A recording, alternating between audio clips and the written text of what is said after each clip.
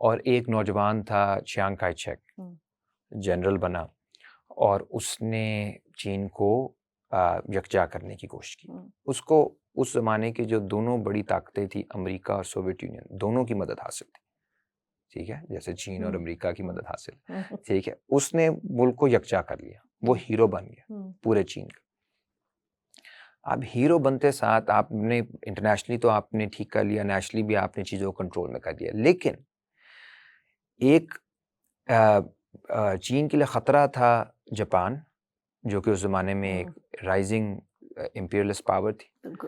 और चीन ने एक तरफ अपना उन्होंने फ़ौजी अपना बजट वो कम नहीं कर सकते थे, लेकिन Chiang Kai Shek local reform यानी इंटरनल रिफॉर्म करने के लिए तैयार नहीं था। तो अब फ़ौजी बजट आपने कहाँ से पूरा करना है?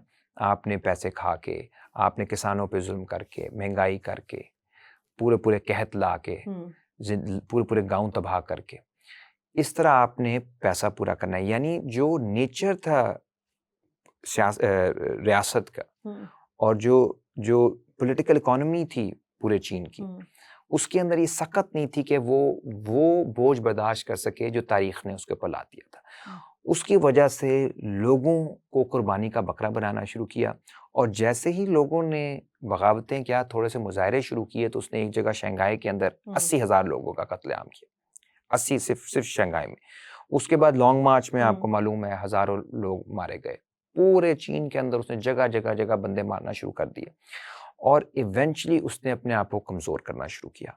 उसके मुकाबले में माओ था या चाइनीज़ कम्युनिस्ट पार्टी थी, जो कहती थी कि अगर हम भी यही चाहते हैं कि चीन मजबूत हो, लेकिन उसका वाहिद तरीका ये है कि आप इंटरनल रिफॉर्म करें, आप यहाँ पे लैंड रीडिस्ट्रीब्यूशन करें, आप इंडस्ट्रियलाइज करें, आप लोगों को तालीम दें, एक मैथ लिटरेसी हो, मैथ एजुकेशन हो, एक नया पॉलिटिकल और इकोनॉमिक प्रोजेक्ट आए सामने जो कि तमाम लोगों को, जो हमारा इज्तिमाई मफाद है उसको सामने रखे, ना कि चंद जनरल्स के मफाद को।